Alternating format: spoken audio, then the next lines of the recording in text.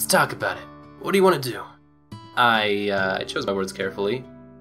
Some of what Kaoru said was true. I know how much he hates the people who destroyed our home, and I understand why he wants to make a kingdom of his own. He'd lied to us so many times before, but when he'd spoken of his dream, I'd felt the truth behind his words. Okita listened silently. I haven't forgotten what he did to us, but he is still my brother. No, Chizuru! No! No, brother or not, I wasn't sure if I could ever forgive him, but there was a part of me that understood why he'd done what he had. Yes, you can understand a person, and you can even pity them, or feel compassion, or, empathy. You can feel empathy towards a person, and still be like, that guy's hecka wrong about what they're doing because it only helps him and hurts so many other people. It is very good to empathize for other people, but you don't have to follow along with what they say just because you understand their point of view. You can politely disagree with them, with the understanding that they might be a raging sociopath, or they might just be really hurt and reacting towards something that's very painful in their life, or anything in between. Those are like two very big extremes, and there's a lot of wiggle room in there. It's okay, Chizuru. It's gonna be okay. I'd spent most of my life ignorant of the pain of my past, and when that knowledge had finally come, Okita had been there for me. Kaoru had spent his entire life suffering, and he'd had no one. If I'd never met Okita, would I have turned to hate as well? Would I have become like Kaoru? If you met Okita, if you'd never met the Shinsengumi, maybe if you'd never met all of his other people in your life, maybe, I don't know. Seems kind of silly. She's getting a little romantic, a little dramatic about the whole I love Okita thing forever. The line that separated our lives was a thin one. Even after all he'd done, I couldn't bring myself to hate him. She's not actually getting super romantic. It's just, there's some funny lines. Do you want to live with them? You want to live with your parents? You want to live with your parents your whole life? His eyes demanded an answer. I swallowed. You want to live in your happy little demon paradise? I thought maybe I could be happy if I did go with him. As Furies, Okita and I could never live a normal life. Kaoru offered us an alternative. But Kaoru plans to build his nation on corpses. He'll kill anyone who stands in his way. And I could never live with that. If Kaoru could just give up on his dream of a kingdom of demons... Okita laughed. You really think it'd be that easy? He's got his mind set on this kingdom of demons stuff. And you just said he'll kill to see it happen. I'm sure he'd kill you if he had to. You really think he'll let you convince him to just forget about the whole thing? Thank you, Okita. Okita was right. He's actually extremely right about this whole thing for once. Kaoru's mind was set on building his new kingdom by whatever means necessary, and I couldn't condone violence toward that end. However nice the end might seem, there could be no compromise between us. I fell silent, and Okita gave me a warm grin. I wanted to grant your wish. What? If you had begged me, I was thinking I'd probably go with you. I want to give you what you want, what you really, really want. I'll tell you what I want, what I really, really want. I want Okita. That's why I won't accept Kaoru's offer. He plans to murder hundreds of humans to build his kingdom. If you agreed to go live with him there, that'd make you a monster. Killing people to try and hide your own pain? Sounds like a fury to me. My chest tightened. And what you really want is to be yourself again, right? Not a fury. Or do you want to give up because you're a monster and just spend the rest of your life hiding from the world? Didn't know what to say. Because Okita's not usually this, apt about the whole thing. Well, actually, you know, he does have a tendency to get really deep about, very reflective on things. Not usually for himself, for me for sure, but I guess he does kind of have that in him. I shouldn't cut him so short there. Okita didn't wait for my response. That kind of life doesn't suit you. Even if you figured you could handle it, I couldn't allow it. Alright, fair enough. I didn't want to be a fury, I just want to live in peace. Okita's words had made me realize the truth I'd known all along. I'd been ready to give up. See, Chizuru? See? We all knew it. I'm just glad you can finally figure that one out. If we can figure out a way to deal with whatever the water of life has done to us, we can both be free of this madness. You're Chizuru, you're not a monster. We both dreamt of a cure, and even though we knew how unlikely it was, Okita refused to give up hope. Dang, this guy's good. We can support each other like this. If he gets down on himself, we can do the same thing for him. If you really want to give up on that dream... He took my hand gently. His eyes gazed into mine, and I felt my heart flutter. Then I'll kill you. If you give up on life, then I'll take it from you before you forget who you were. Aww. This is actually really nice. I had heard him say he would kill me so many times before, but never had it sounded so kind. It was strange a strange way to show that he cared, but somehow understood. If you don't want to die, you've got to give up on giving up. You need someone who's gonna be strong for you. And I'm way too stubborn to ever throw in the towel, so... His voice shook. When he saw the expression on my face, he stopped. I don't want to give up. My body felt hot, and I suddenly realized that tears were rolling down my cheeks. I couldn't give up, no matter how tempting that might seem. A future born of defeat wasn't worth living. I'll stay with you forever. I like that line. That's funny. My emotions washed over me in a great wave, and I ran into his arms. As he embraced me, I felt more than heard him whisper in my ear. Then I'll stay with you. Forever. We drew closer. I let my eyes fall closed, and with an almost inaudible sigh, he pressed his lips against mine. No. Feel the slightest trembling in his hands as he held me to him. He cared for me deeply. The feelings that words could never convey were easily understood through the medium of a kiss. What I felt for him, what he felt for me, our hearts and minds were one. The love I had for him was so great, I thought at that moment my heart would burst.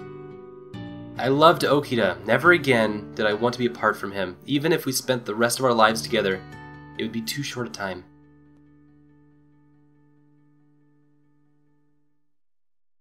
The field that spread out before us was just as I'd seen it in my dream. At last, we had arrived at the town of my birth, and waiting for us is Kodo.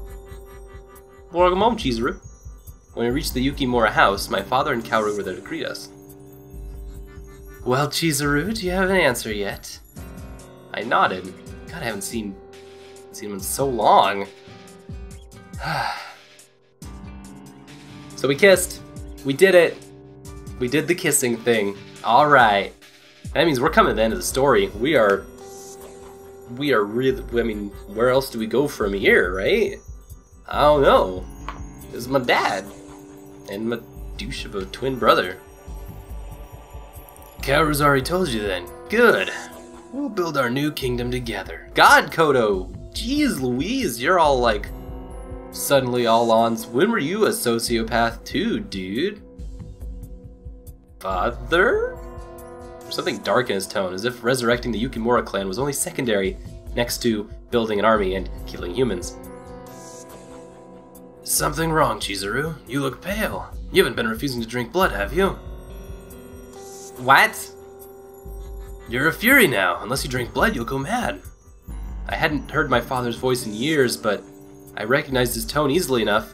It was the tone he'd used to scold me when I was a child. There was no nostalgia in his words, though, only madness. That's... ugh. Why don't you just kill Okita and drink his blood?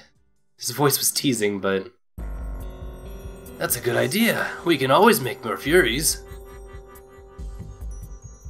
What do you want to do, Chizuru? He smiled at me unconcerned.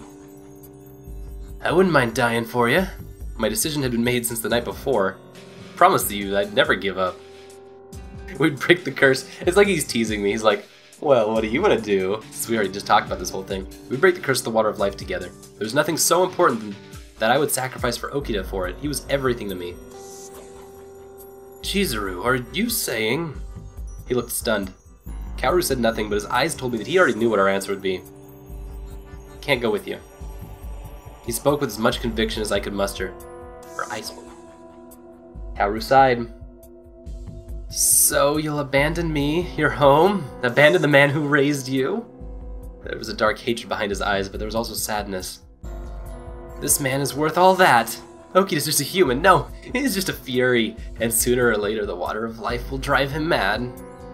Stop it! You don't get to talk about Okita like that. To me, Okita was irreplaceable. Kaoru had to know how I felt, and yet he was forcing me to say it. I love him, and perhaps he was trying to sever whatever attachment he had to me. Kaoru, you'll never understand our love because you're a jerk. I love him. I love him. I don't hate you, Kaoru, or you, father. Dude who, like, hasn't been around for the last 2.5 years, whatever, no big deal. But Okita, he's more important. I want to be with him. And I don't want an army of furies, I don't want a kingdom built on the pain of others. Kaoru's eyes narrowed. You don't approve of what we're doing. His voice shook with anger. You'd rather destroy our dreams. I'm only going to give them what they gave me. Is it so wrong for me to want revenge on the monsters who tortured and mistreated me? If we were to leave and pretend nothing had happened here, then perhaps both Kaoru and I could find the future we wanted. But I couldn't stomach Kaoru's dream. I don't think I can allow the two of you to live happily ever after.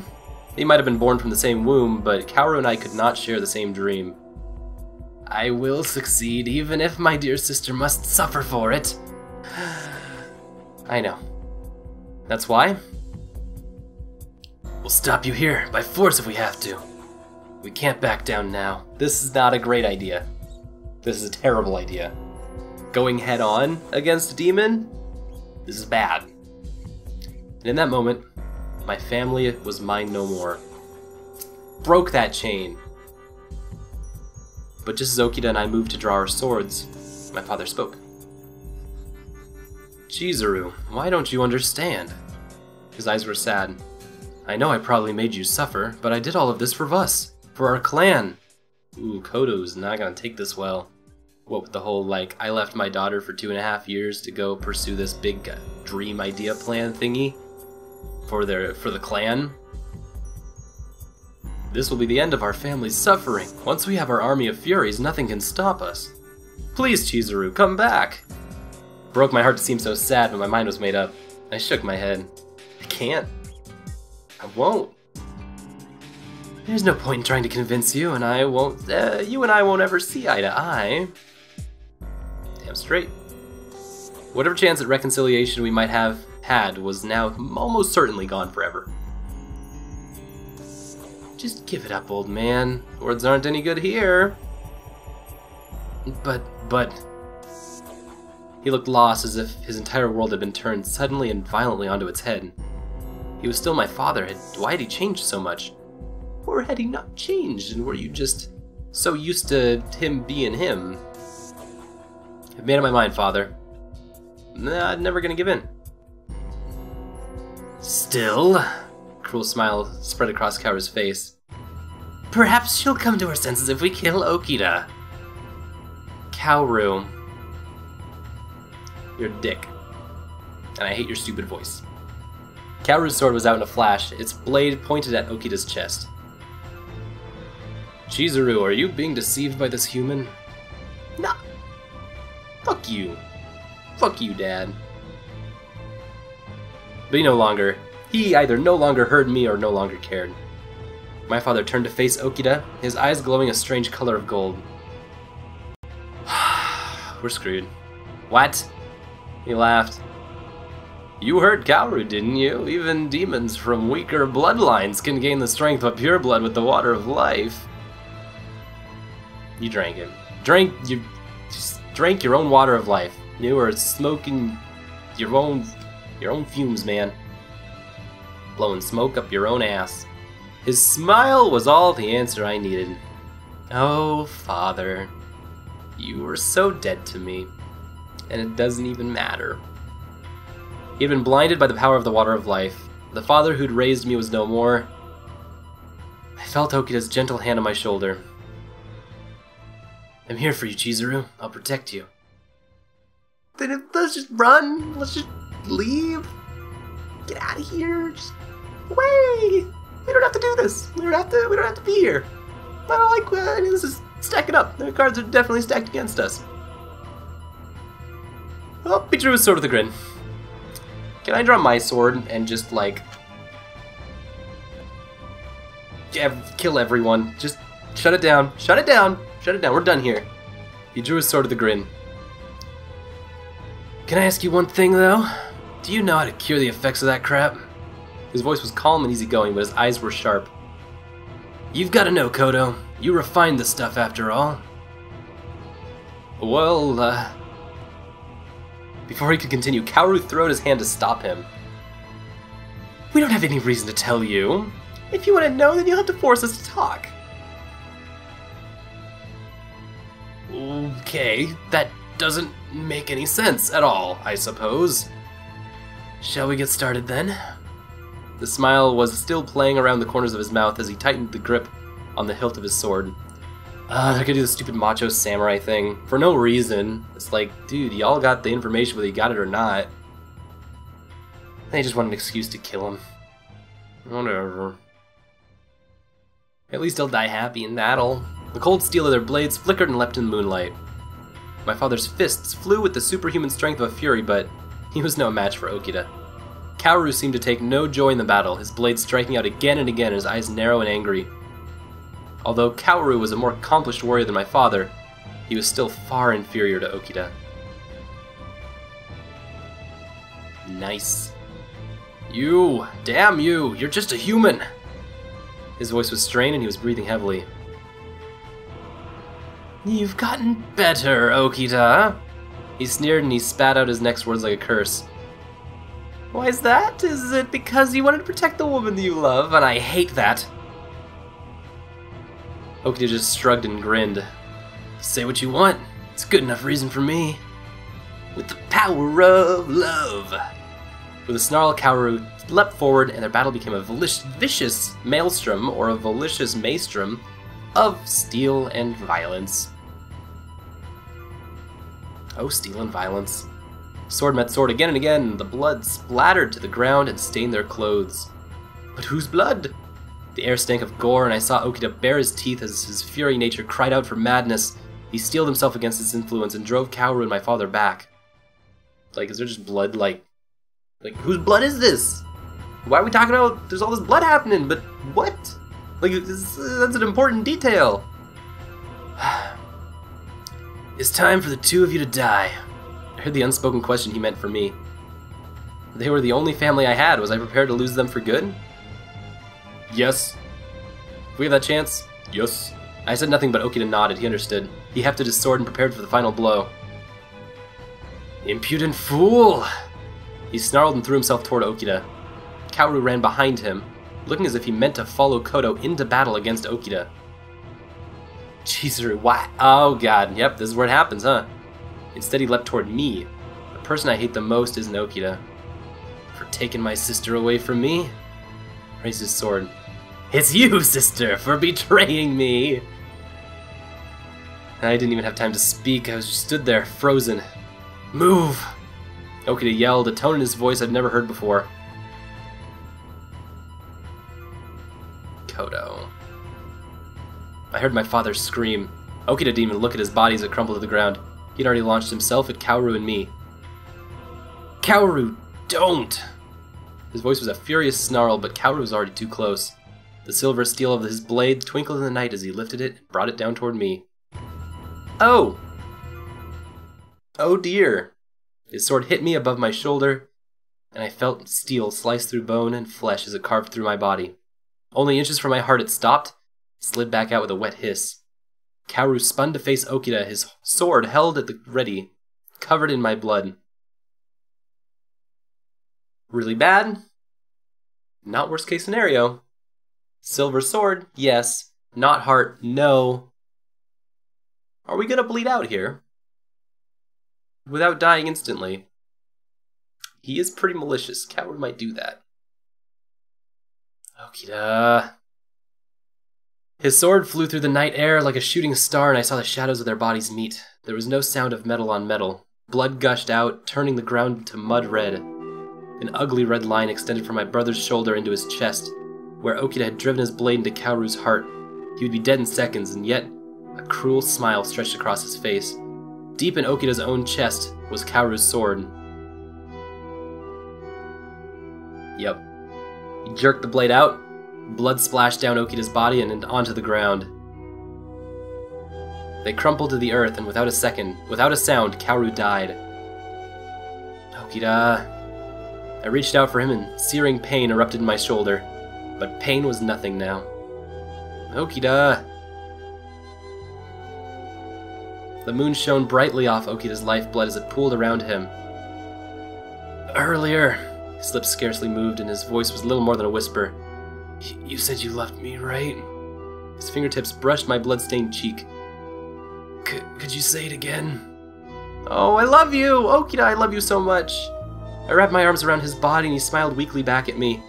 It made me really happy when you said you wanted to spend your life with me. It made me want to live, you know?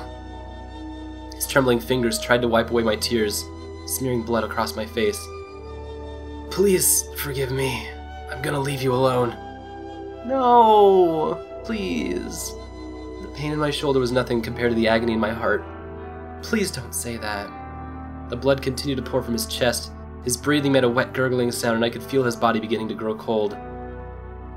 I don't want to die. The hand against my cheek was growing weaker. I don't want to leave you. His voice was sad and scared and desperate. I could see tears in his eyes, even as my own splashed down on his face. My heart felt as if it was being twisted in two. I don't want you to go either. This wasn't what I'd wanted. We'd finally been happy. Just let me hear your voice. No, please don't. Don't go, Okida. His eyes were focused on nothing, but his lips quivered as he said my name one last time. Okida? Despair flooded my heart.